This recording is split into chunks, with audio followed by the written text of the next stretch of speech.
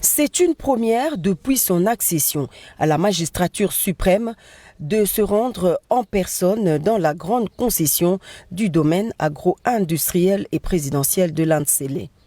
Un domaine qui comprend un vaste parc recouvrant plusieurs centaines d'hectares conçu à l'origine par le maréchal Mobutu en 1966 comme une ferme présidentielle de production agricole.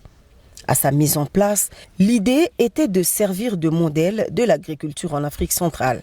Daïpen connaîtra ensuite les pires moments de son existence vers les années 1990. Avec l'aide des investisseurs israéliens, le domaine agro-industriel et présidentiel de Landsele essaye tant soit peu de renaître de ses cendres.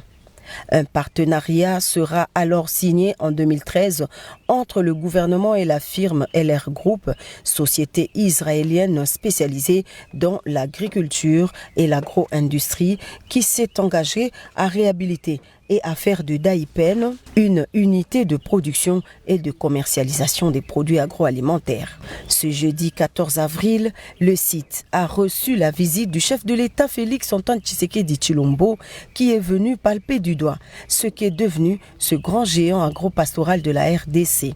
À son arrivée sur le site, le président de la République a été salué par un comité restreint d'accueil constitué des officiels et des responsables de la firme LR Group.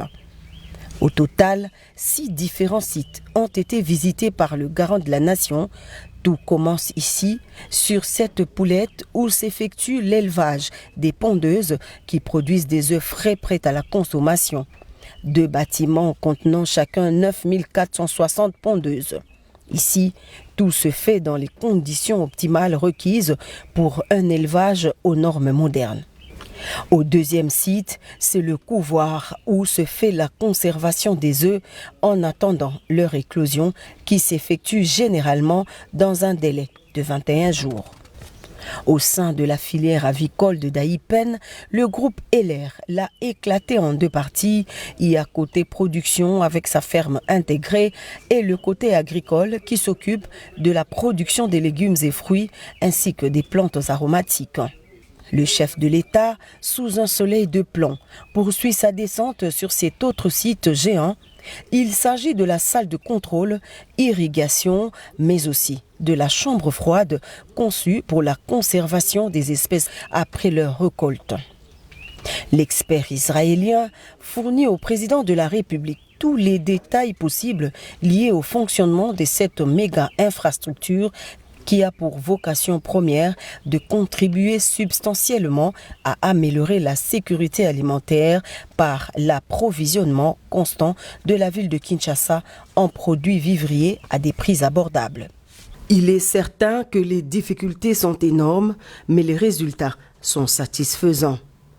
Et juste après, le cortège du chef de l'État a traversé la chaussée Lumumba pour se rendre de l'autre côté du domaine présidentiel de Landsele où se trouve la mythique stèle et la fameuse pagode chinoise. C'est sur cette autre rive que se trouve l'UAB, l'usine d'aliments pour bétail.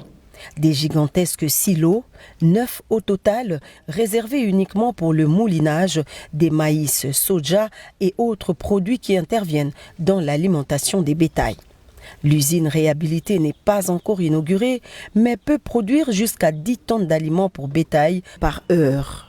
Ce tour du propriétaire a permis au chef de l'État de se rendre personnellement compte des conditions de travail de Daïpen et surtout du niveau de spoliation de cet espace public destiné à la culture maraîchère. À son passage sur chaque site, le président de la République a été ovationné par le public et les travailleurs locaux dont la rémunération est en inadéquation avec leur implication dans la chaîne de production. Ils sont au total 380 agents qui ont reçu du chef de l'État la promesse d'améliorer leurs conditions salariales. Commencé vers 14h, c'est au coucher du soleil, au bord du majestueux fleuve Congo, que le président de la République a bouclé cette longue visite. C'est dans ce bâtiment, au son de caquettement des volailles, que se trouve l'abattoir. Une chaîne rotative qui part du déplumage à la conservation en passant par le nettoyage et la chaîne de froid où se fait la conservation des poulets destinés à la vente au public. Dans la suite du chef de l'État, il y avait son directeur de cabinet, Guylaine Mboumbouizia, et le conseiller principal au collège planification, agriculture, pêche et élevage, l'ingénieur Ambroise Kazumba Moukinai. Côté gouvernement, il y avait le ministre de la Communication et Médias, porte-parole du gouvernement Patrick Mouyaya Katembwe et son collègue du tourisme Moderon Simba. Plusieurs autres officiels ont accompagné le président de la République, Félix Antoine Tshisekedi Tshilombo, dans ce vaste domaine de l'Incélé.